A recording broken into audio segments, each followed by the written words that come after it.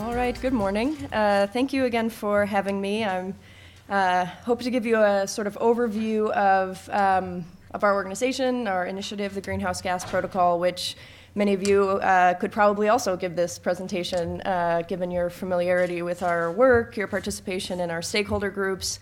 So I'm really keen too, once I am finished, if you have questions in particular of areas that we're working on that you want to know a little bit more about, I'm happy to answer those questions. So, but the focus, I guess, is just to talk a little bit about some of our new work and also our focus on capacity building and the implementation of some of our newly developed standards.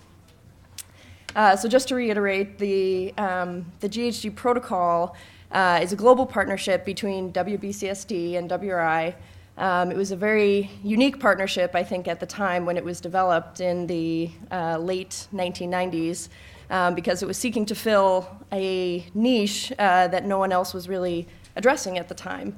I mean, given the conversation we had yesterday about the proliferation of standards and different methodologies, I mean, if you can take yourself back to the late 90s, where there's discussion happening at an international level about countries committing to GHG reductions, but there's not necessarily a focus on how that boils down to businesses actually taking a step to understand their risks, to actually measure what this, measure climate change in a sort of very concrete way.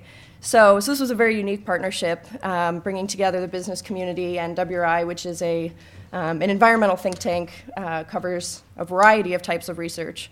So the focus in that partnership has been to, as we note here, to develop the vision would be that corporate and government measurement and management practices would actually lead to a low-carbon economy. And I think this is sort of an important vision in that, the vision is not just, I think for us, just measurement for the sake of measurement or for a sort of the intellectual exercise of it, but it's really to be a tool that leads to better management and understanding, risk mitigation, and ultimately reductions if we're talking about climate change. So that's our vision. That's sort of what we want to see in the world.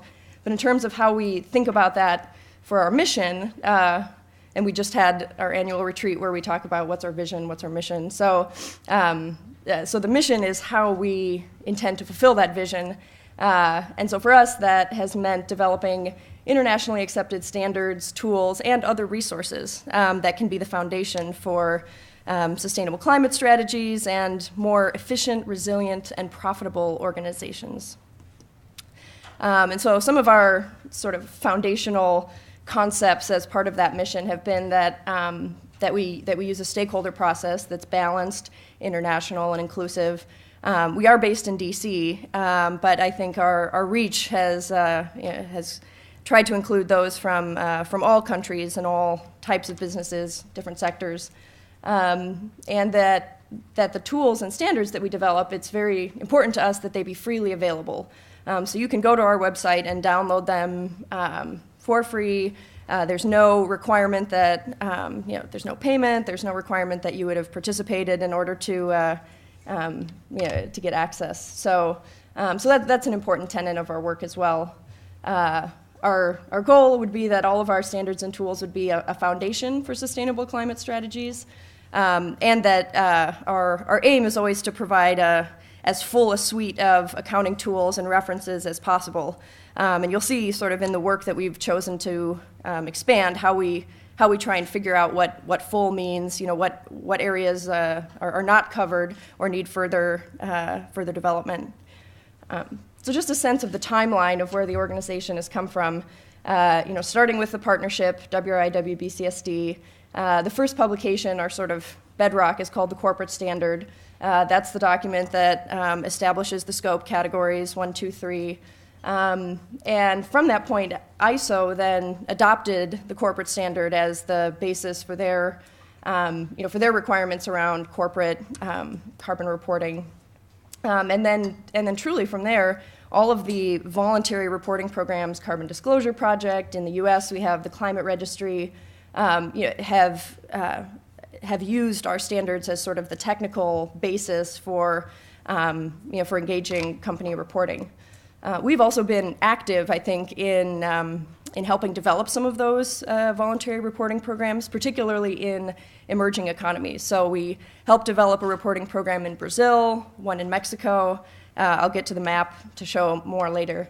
But you'll see down here there's also some publications that we have been able to translate into other languages, and sometimes those are in conjunction with developing a reporting program there. Most recently, you're probably familiar with the Scope 3 corporate value chain accounting and reporting standard, as well as the complementary product life cycle standard. So we also went through a rebranding exercise. So you'll see those have a different look than some of the other earlier publications.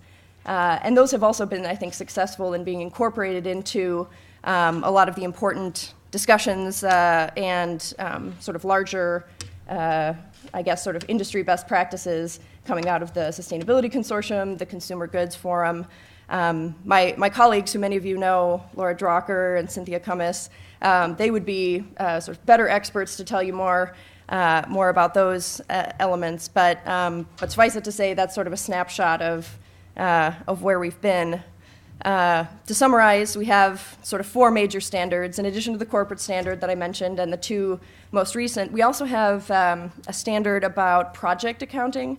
So this is the type of methodology that's used in offset initiatives, where you're looking at how many, sort of what the impact of a project is in terms of avoiding emissions, be it from a reforestation project or a new renewable energy project. So we do have some expertise and methodology on that. There are 50 programs worldwide, and by programs we usually mean either voluntary or mandatory corporate reporting programs that are based on our standards, which is something we're very proud of. We have calculation tools that are Excel-based. I don't know if anyone has been on our website to use those tools. They were designed to be a sort of entry-level point, so that once a company has read through the corporate standard, they could then take the next step and actually start calculating their emissions. It's very interesting that from the time that those tools were developed to now, the sophistication in calculation function, the availability of different emission factors has truly grown. So in some ways, I think the tools are still there to be a sort of entry-level calculation function, and the emission factors that are embedded in those tools are also, I think, an important reference for a lot of companies.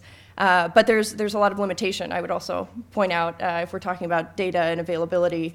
I think probably the hardest part of the tools is estimating emissions from transportation, particularly if you're thinking about Scope 3, public transportation, business travel. The studies that we use are generally from the US or the UK, but that leaves a lot of other parts of the world that we don't have reasonable defaults for estimating transportation emissions. So the tools have, they sort of covered the basics, but we're always trying to think about what we can provide that would be most useful for companies, given the proliferation of, I think, pretty sophisticated calculation, data collection software. The industry has truly grown, I think, in that sector. We also have a newsletter, and we have over 55,000 users registered through our website. Just to give you a sense, sort of globally, the adoption of the corporate standard. These are all programs. In gray are the countries that have had some either a voluntary corporate reporting program or a sector-specific reporting program that's actually based on the GHG Protocol. Some of them are still in operation. Some of them were sort of a pilot experiment, or were phased out or transitioned into something bigger.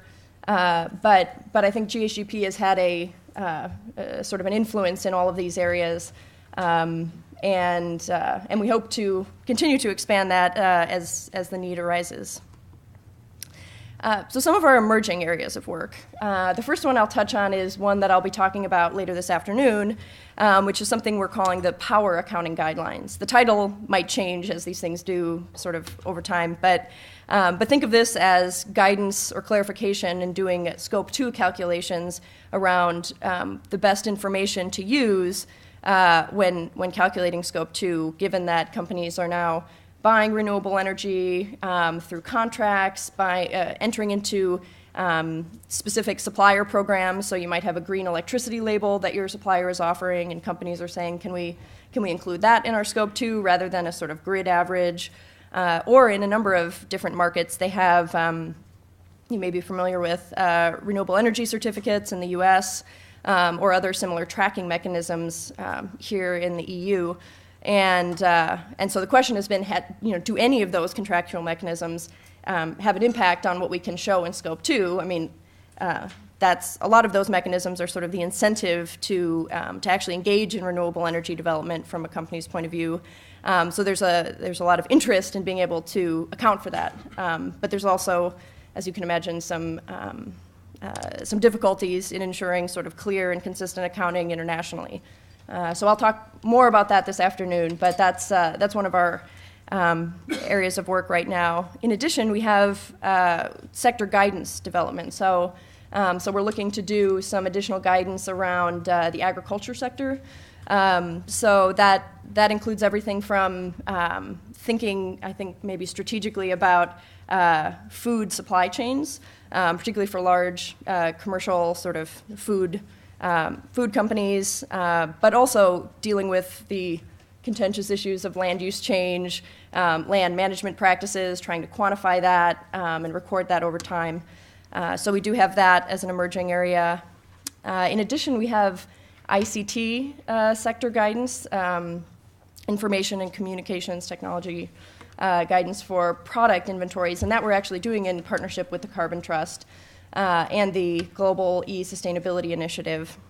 And then WBCSD is actually also leading guidance, the development of guidance for the corporate chemical sector. And so I think for any of these areas, if they sort of have piqued your interest, let me know, and I can put you in touch with the people back at WRI or WBCSD who are actually leading the development of those projects. We actually, it's sort of interesting how we do these projects. I mean, we're a team of around 16, 17 people overall, but we have these individual sort of clusters of work. So so I couldn't tell you too much more about some of those, but I could definitely put you in touch. In terms of thinking about sort of our future work, I mean, we have, for all of these, I guess, areas, they've come about through either us being approached by individuals from those sectors saying, we need more guidance, we need to engage that sector further, and the stakeholder process is a great way to do that. So we either are sort of thinking about additional partnerships to jointly develop guidelines for other key sectors that have approached us or that we think are sort of high priority in terms of the emissions that they contribute overall. But we're also thinking of, I guess, a sort of more formalized process for recognizing sector guidance and product rules and calculation tools that other organizations develop. For years, we've been approached by, sort of the other organizations that are developing a lot of these resources, and they've said, well, can we get the GHGP sort of stamp of approval or some other formal recognition of our tools or resources being in conformance with your standards or guidance, and we haven't we haven't provided a sort of seal of approval or other formal recognition mechanism, but that is something that we're considering now, and it would be a process where those organizations would approach us, we would do a sort of formal review of their documents or their tools, and be able to give a some kind of logo that says built on GHG Protocol or in conformance with GHG Protocol, and we think that would be helpful for companies sort of sorting through a lot of the different tools and resources that are out there to know whether they've actually gone through a review process with us. It's a little bit more about the chemical sector guidance, but again, they can fill you in more on that. In terms of other proposed projects specifically for Scope 3 and for the product standard, one area of interest that's come up a lot is a screening tool for Scope 3 categories, and this would sort of work where companies would provide financial information or statistics on sort of the number of employees and products sold, all the activity data, and that we would have basically a sort of input-output model that would give a quick estimate of the emissions for each of the categories. And then that would allow companies to really focus the data collection efforts around those most relevant categories. I mean, this would be the same process that companies would be undertaking anyway, I think, if they were doing a Scope 3, a full Scope 3 inventory, but as something that we could provide to sort of help them into the process. I think we've experienced, after publishing this, a lot of intimidation by companies that say, I don't even know where to start with the 15 categories, this is overwhelming, can you give me something that just sort of makes it a little bit more approachable? So that's something we're looking at. But I think also very germane to the conversations we were having yesterday, we have talked about doing, I think we're calling it sort of a research paper, but basically something that would sort of evaluate the effectiveness of product category rules. And so by this, we recognize that PCRs are necessary to do specific product-to-product comparisons, but I think for our point of view, just having a better understanding of the history of PCRs, how effective they've been so far in achieving the goals that they have set out to achieve, and to understand, I think, the many uses of product inventories. Again, this was something that was sort of coming up a lot yesterday.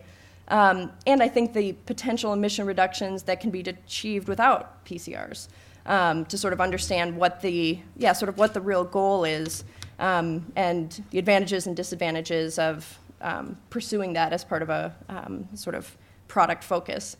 And then also, when they are needed, how to streamline their development. So that's a sort of research paper that we were thinking about doing that would obviously be a sort of collaborative effort, stakeholder process.